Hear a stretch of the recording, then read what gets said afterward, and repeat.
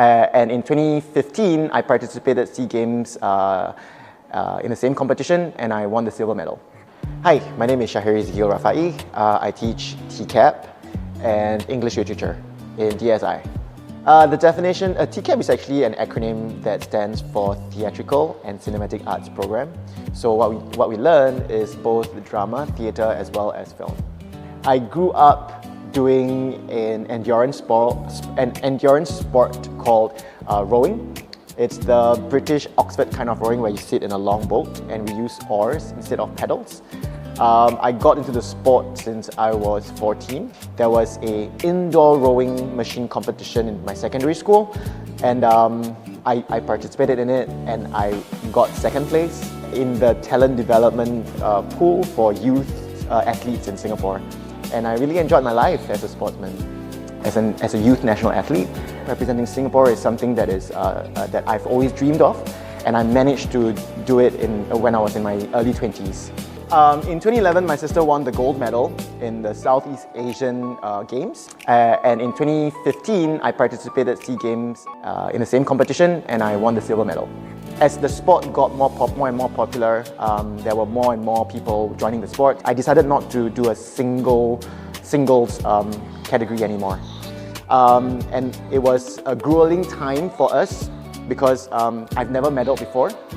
And our goal was to get a gold medal. And the reason why I'm sharing this story is because during that period of time, I mean, there were four of us, me and 3 other rowers. And my actions affect how we perform in the boat. And it was then that I started to realize that my life is no longer about me. How has drama changed my life? People think that I'm an extrovert. Yes, so I think this is one major thing that it has changed my life because innately I am an introvert. So what I've learned from drama is that I can pretend to be an extrovert. So my passion is both in sports and in the arts. I realized that there are 3 IB learner profiles that I really cannot forget.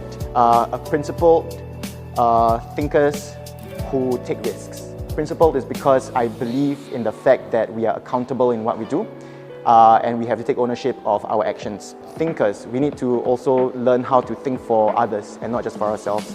I mean, you can attribute it to caring as well, okay? And the last one is risk takers. Being a risk taker also meant to understand the environment that you're in, that it's not just about doing something different, but how you can adapt and assimilate yourself to that situation to increase your comfort zone. I strongly believe in lifelong learning. I love teaching now. I fell in love with teaching. I think the job of a teacher is very hard. The job is not to just download information. In fact, I think we are like parents. What the students can learn in terms of knowledge, but in terms of our experience and how our experiences can impact their lives. I can see that the students that I'm teaching have modeled how I have taught them beyond academics. You know, the way I speak, the way I think, the way I question, the way I answer, and these are some of the things that they pick up. Being a teacher is very difficult because it's not just about what we can do, but we also have to think about, you know, how our actions affect how our students think or how our students look at us. In my 1 year in DSI, there are a couple of people who has impacted me. These 2 students are Eric and Lucas. They are from my TCAP class. The reason why I chose Eric and Lucas is because I did not expect any of the students in DSI to be able to, you know, understand what performing for a monologue is about. And to my surprise, when Eric received the script and when I first listened to him, I was quite impressed in how he understood what a character means. Without me teaching him how to analyze the text at all, he understood how to look at verbs, actions, how to understand subtext. I don't think at that point in time he even knew what these things were, and he was already doing it, which gave me a lot of encouragement, knowing that there are some students who innately already know how to perform. The opposite is different for Lucas. when he first received the script, he didn't really understand a lot of things. I remember him asking a couple of questions. I think he already asked himself, deduce the answer. And the other thing about Lucas is he was self-aware that he was not very good in English, but he never stopped trying. So here I have Eric, who is really, really very good in English, and I have Lucas, who is not very good in English. And the reason why I feel both of them impacted me was because Eric, even though he knew what he was supposed to do, he understood what it meant to keep improving.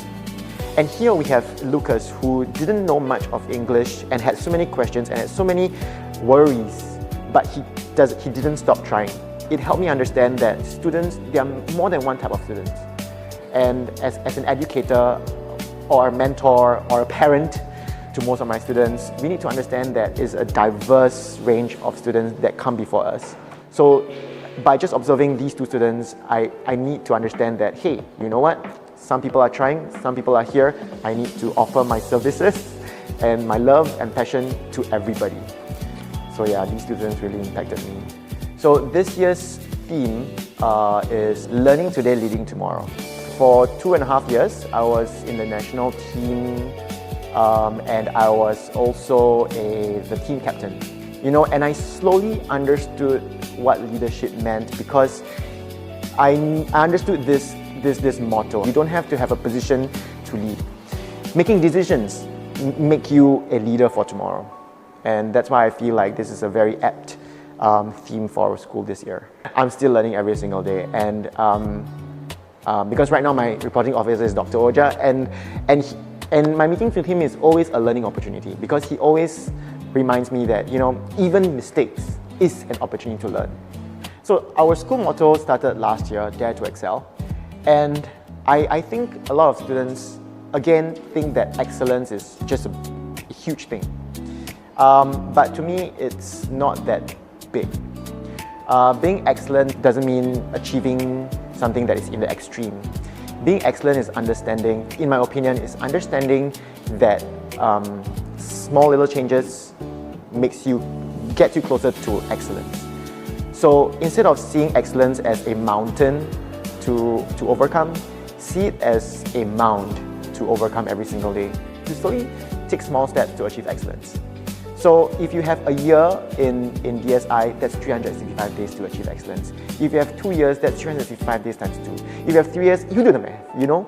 So our motto is not unachievable. It is achievable if you understand that you should start excellence today, not at the end of your line.